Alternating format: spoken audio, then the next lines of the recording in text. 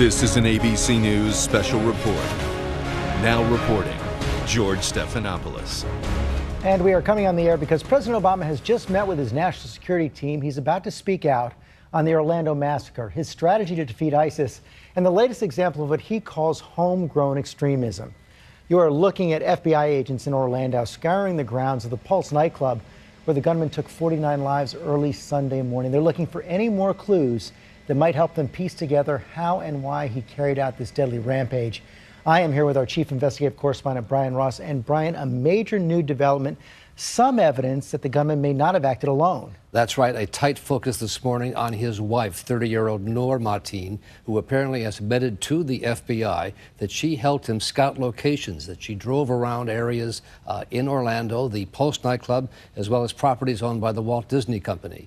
She is now being talked to by the FBI. They say she's cooperating and has maintained that she tried to talk him out of taking any action. And there would be a major difference if she knew about this but didn't do anything or actively helped him. That's right. And the difference here is that she might be considered an accomplice if she helped drive him around to possible locations, scouting possible locations for attacks. We also learned this morning and overnight that the gunman actually had been to this Pulse nightclub many times before. Many times. A number of witnesses say he was a regular at the Pulse Club and other gay nightclubs across Florida. Okay, you see the president is going to be speaking at the Treasury Department. He met with his national security team for about an hour this morning, including National Security Advisor Susan Rice, General Joseph Dunford, the chairman of the Joint Chiefs of Staff, the Attorney General Lynch, Treasury Secretary Jack Lew, and the head of CIA, Jack Clapper. They will be coming out. The president has had a series of talks where he's tried to reassure the public about his strategy to defeat ISIS and to take on terrorism, said in his remarks yesterday that this is the latest example of what he called homegrown extremism, such a difficult problem to address because these individuals are often not directed. And in fact, national security officials have said that this gunman, Omar Mateen, was not directed by ISIS. They have no evidence of that, but instead he was inspired by what he saw on the internet. Earlier this morning, I interviewed the Homeland Security Secretary, Jay Johnson, who says there has been no credible threat against the United States that he knows of at this time. President Obama. Everybody all set? I just met with my National Security Council as part of our regular effort to review and intensify our campaign to destroy the terrorist group ISIL. Our meeting was planned before the terrible attack in Orlando, but obviously that tragedy, the awful loss of life, shaped much of our work today. In all of our efforts, foremost in our minds is the loss and the grief of the people of Orlando, those who died, those who are still recovering, the families who've seen their loved ones harmed, the friends of ours who are lesbian and gay and bisexual and transgender who were targeted. I want to remind them that they are not alone. The American people and our allies and friends all over the world stand with you and are thinking about you and are praying for you. As Director Comey has said, we currently do not have any information to indicate that a foreign terrorist group directed the attack in Orlando. It is increasingly clear, however, that the killer took in extremist information and propaganda over the internet. He appears to have been an angry, disturbed, unstable young man who became radicalized. As we know all too well, terrorist groups like ISIL have called on people around the world and here in the United States to attack innocent civilians. Their propaganda, their videos, their postings are pervasive and more easily accessible than we want. This individual appears to have absorbed some of that, and during his killing spree, the shooter in Orlando pledged allegiance to ISIL. As I've said before, these lone actors or small cells of terrorists are very hard to detect and very hard to prevent. But across our government, at every level, federal, state, and local, military and civilian, we are doing everything in our power to stop these kinds of attacks. We work to succeed 100% of the time. An attacker, as we saw in Orlando, only has to succeed once. Our extraordinary personnel, our intelligence, our military, our homeland security, our law enforcement, have prevented many attacks and saved many lives, and we can never thank them enough. But we are all sobered by the fact that despite the extraordinary hard work, something like Orlando can occur.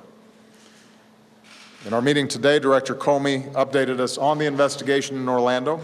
Secretary Johnson reviewed the measures we continue to take on behalf of our homeland security. Secretary Carter and Chairman Dunford reviewed the military campaign against ISIL, and I want to thank Secretary Lew and his team here at Treasury for hosting us and for their tireless efforts to cut off the money that ISIL relies on to fund its terror network. At the outset, I want to reiterate our objective in this fight. Our mission is to destroy ISIL. Since I last updated the American people on our campaign 2 months ago, we've seen that this continues to be a difficult fight, but we are making significant progress. Over the past 2 months, I've authorized a series of steps to ratchet up our fight against ISIL. Additional U.S. personnel, including special forces in Syria to assist local forces battling ISIL there, additional advisors to work more closely with Iraqi security forces, and additional assets, including attack helicopters, and additional support for local forces in northern Iraq. Our aircraft continue to launch from the USS Harry Truman, now in the Mediterranean. Our B-52 bombers are hitting ISIL with precision strikes. Targets are being identified and hit even more quickly. So far, 13,000 airstrikes. So this campaign at this stage is firing on all cylinders. And as a result, ISIL is under more pressure than ever before. ISIL continues to lose key leaders. This includes Salman Abshahib, the senior military leader in Mosul, Abu Saab al-Sudani, who plotted external attacks, Shakir Wahib, ISIL's military leader in Iraq's Anbar province, and Mahir al-Balawi, the top ISIL commander in Fallujah. So far, we've taken out more than 120 top ISIL leaders and commanders. And our message is clear. If you target America and our allies, you will not be safe. You will never be safe. ISIL continues to lose ground in Iraq. In the past 2 months, local forces in Iraq, with coalition support, have liberated the western town of Rutbah and have also pushed up the Euphrates River Valley, liberating the strategic town of Heat and breaking the ISIL siege of Haditha. Iraqi forces have surrounded Fallujah and begun to move into the city. Meanwhile, in the north, Iraqi forces continue to push up the Tigris River Valley, making gains around Makhmur, and now preparing to tighten the noose around ISIL in Mosul. All told, ISIL has now lost nearly half of the populated territory that it once controlled in Iraq, and it will lose more. ISIL continues to lose ground in Syria as well. Assisted by our Special Operations Forces, a coalition of local forces is now pressuring the key town of Manbij, which means the noose is tightening around ISIL in Raqqa as well. In short, our coalition continues to be on offense. ISIL is on defense, and it's now been a full year since ISIL has been able to mount a major successful offensive operation in either Syria or Iraq. As ISIL continues to lose territory, it also continues to lose the money that is its lifeblood. As a result of our strikes against its oil infrastructure and supply lines, we believe that we've cut ISIL's revenue from oil by millions of dollars per month. In destroying the storage sites where they keep their cash, we've deprived ISIL of many millions more. Thanks to the great work of Secretary Lew and many others here today, and working with nations and financial institutions around the world, ISIL is now effectively cut off from the international financial system. Cutting off ISIL's money may not be as dramatic as military strikes, but it is critically important, and we're seeing the results. ISIL's cash reserves are down. It has had to cut salaries for its fighters, It's resorting to more extortion of those trapped in its grip, and by ISIL's own admission, some of its own leaders have been caught stealing cash and gold. Once again, ISIL's true nature has been revealed. These are not religious warriors, they are thugs and they are thieves. In continuing to push on this front, I want to mention that it is critical for our friends in the Senate to confirm Adam Zubin, my nominee for Undersecretary of Terrorism and Financial Intelligence. Adam has served in Democratic and Republican administrations. Everyone agrees he's eminently qualified. He has been working on these kinds of issues for years. It's now been more than a year since I nominated him, more than 420 days, and he still has not been given a full vote. There is no good reason for it. It is inexcusable. So it's time for the Senate to do its job, put our national security first, and have a vote on Adam Zubin that can lead our financial fight against ISIL and help keep our country safe. ISIL's ranks are shrinking as well. Their morale is sinking. As one defector said, ISIL is not bringing Islam to the world, and people need to know that. Thanks to international efforts, the flow of foreign fighters, including from America to Syria and Iraq, has plummeted. In fact, our intelligence community now assesses that the ranks of ISIL fighters has been reduced to the lowest levels in more than 2.5 years. Even as we continue to destroy ISIL militarily, we're addressing the larger forces that have allowed these terrorists to gain traction in parts of the world. With regard to Iraq, this means helping Iraqis stabilize liberated communities and promote inclusive governance so ISIL cannot return. With regard to Syria, it means our continued support for the fragile cessation of hostilities there. This cessation of hostilities has not stopped all or even most of the hardship on the Syrian people, the hardship on civilians. And the Assad regime has been the principal culprit in violating the cessation of hostilities. ISIL and al-Nusra, which is al-Qaeda's affiliate in Syria, also continue to terrorize Syrians. But as fragile and incomplete as the cessation is, it has saved lives and it has allowed the delivery of some life-saving aid to Syrians who are in desperate need. And as difficult as it is, we will continue to push for a political process that can end the civil war and result in a transition away from Assad. Beyond Syria and Iraq, ISIL is also losing ground in Libya. Forces of the Libyan unity government are going after ISIL in their stronghold in Sirte, and will continue to assist the new Libyan government as it works to secure its country. Lastly, here at home, if we really want to help law enforcement protect Americans from homegrown extremists, the kind of tragedies that occurred at San Bernardino and that now have occurred in Orlando, there is a meaningful way to do that. We have to make it harder for people who want to kill Americans to get their hands on weapons of war that let them kill dozens of innocents. It is absolutely true. We cannot prevent every tragedy. But we know that, consistent with the Second Amendment, there are common sense steps that could reduce gun violence and could reduce the lethality of somebody who intends to do other people harm. We should give ATF the resources they need to enforce the gun laws that we already have. People with possible ties to terrorism who aren't allowed on a plane shouldn't be allowed to buy a gun. Enough talking about being tough on terrorism. Actually be tough on terrorism and stop making it easy as possible for terrorists to buy assault weapons.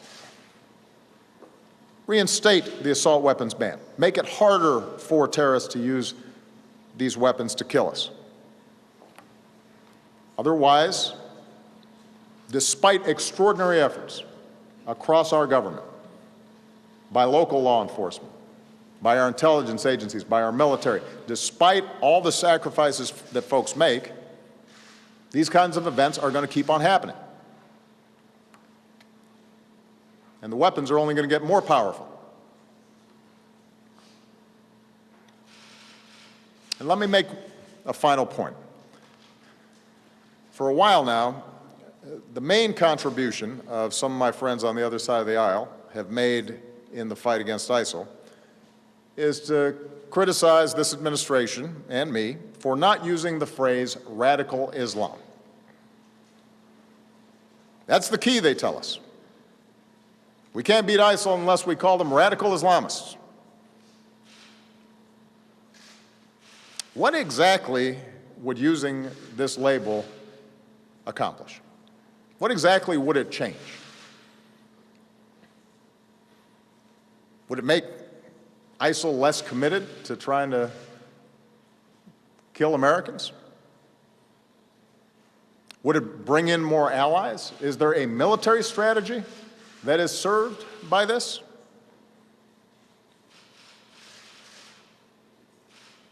The answer is none of the above. Calling a threat by a different name does not make it go away. This is a political distraction. Since before I was president, I've been clear about how extremist groups have perverted Islam to justify terrorism. As president, I have repeatedly called on our Muslim friends and allies at home and around the world to work with us to reject this twisted interpretation of one of the world's great religions. There's not been a moment in my 7.5 years as president where we have not been able to pursue a strategy because we didn't use the label radical Islam. Not once has an advisor of mine said, man, if we really use that phrase, we're going to turn this whole thing around. Not once. So if someone seriously thinks that we don't know who we're fighting, if there's anyone out there who thinks we're confused about who our enemies are, that would come as a surprise to the thousands of terrorists who we've taken off the battlefield. If the implication is that those of us up here and the thousands of people around the country and around the world who are working to defeat ISIL aren't taking the fight seriously, that'd come as a surprise to those who've spent these last 7.5 years dismantling al-Qaeda and the Fatah, for example, including the men and women in uniform who put their lives at risk, and the special forces that I ordered to get bin Laden and are now on the ground in Iraq and in Syria.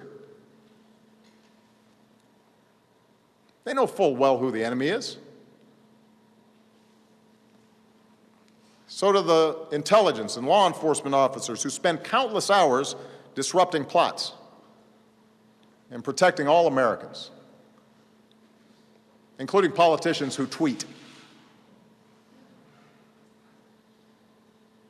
and appear on cable news shows. They know who the nature of the enemy is. So there's no magic to the phrase radical Islam. It's a political talking point. It's not a strategy. And the reason I am careful about how I describe this threat has nothing to do with political correctness and everything to do with actually defeating extremism. Groups like ISIL and al-Qaeda want to make this war a war between Islam and America, or between Islam and the West. They want to claim that they are the true leaders of over 1 billion Muslims around the world who reject their crazy notions. They want us to validate them by implying that they speak for those billion-plus people, that they speak for Islam. That's their propaganda. That's how they recruit. And if we fall into the trap of painting all Muslims with a broad brush and imply that we are at war with an entire religion, then we are doing the terrorist work for them.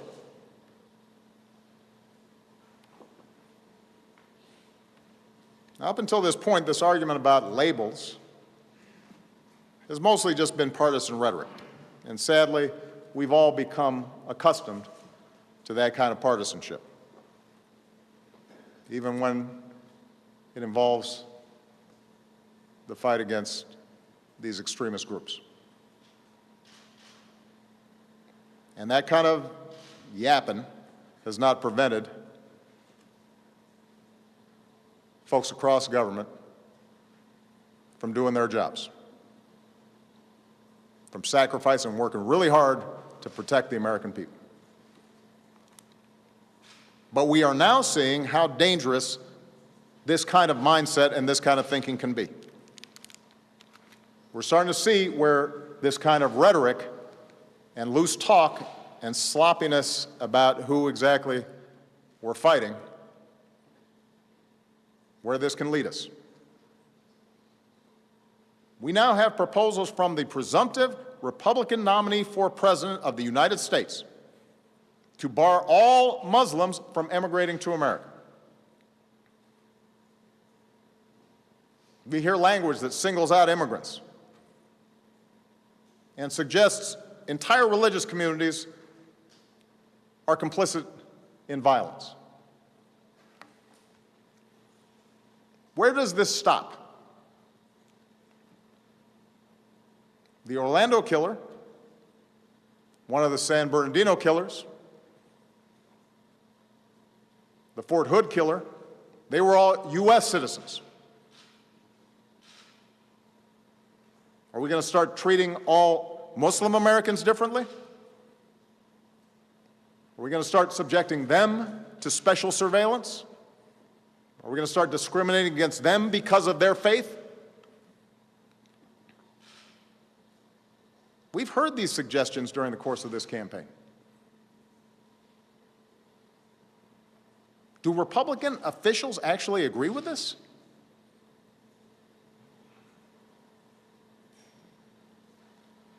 Because that's not the America we want.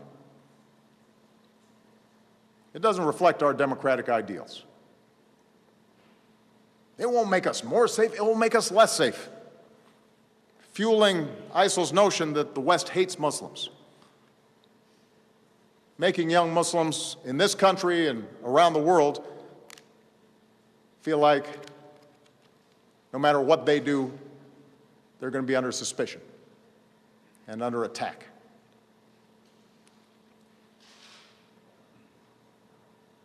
It makes Muslim Americans feel like their government is betraying them.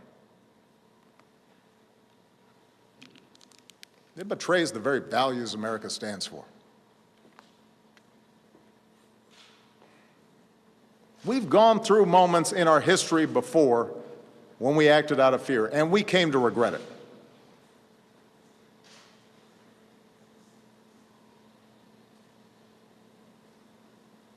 We've seen our government mistreat our fellow citizens. And it has been a shameful part of our history. This is a country founded on basic freedoms, including freedom of religion. We don't have religious tests here. Our founders, our Constitution, our Bill of Rights are clear about that. And if we ever abandon those values, we would not only make it a lot easier to radicalize people here and around the world, but we would have betrayed the very things we are trying to protect: the pluralism and the openness our rule of law, our civil liberties, the very things that make this country great, the very things that make us exceptional. And then the terrorists would have won. And we cannot let that happen. I will not let that happen.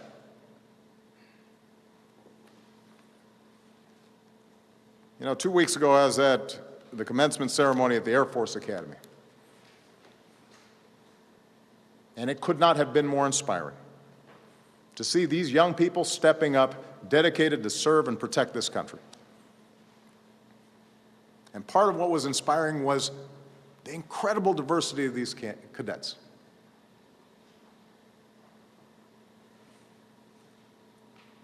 We saw cadets who are straight applauding classmates who were openly gay. We saw cadets born here in America applauding classmates who were immigrants and loved this country so much they decided they wanted to be part of our armed forces.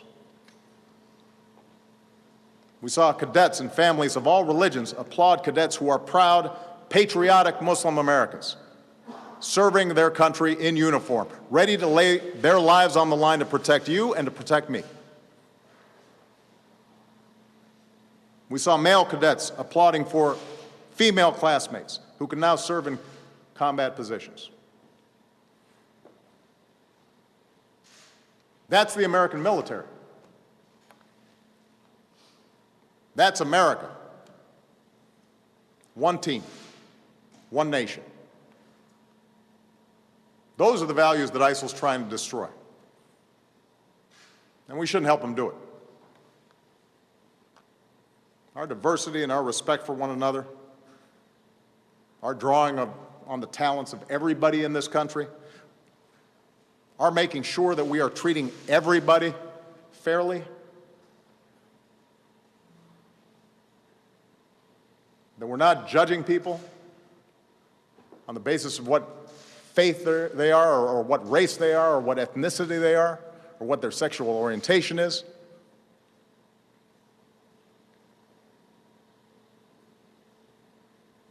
That's what makes this country great. That's the spirit we see in Orlando. That's the unity and resolve that will allow us to defeat ISIL.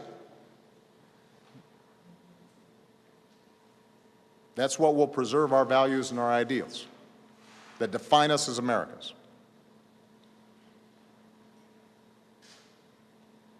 That's how we're going to defend this nation, and that's how we're going to defend our way of life. Thank you very much.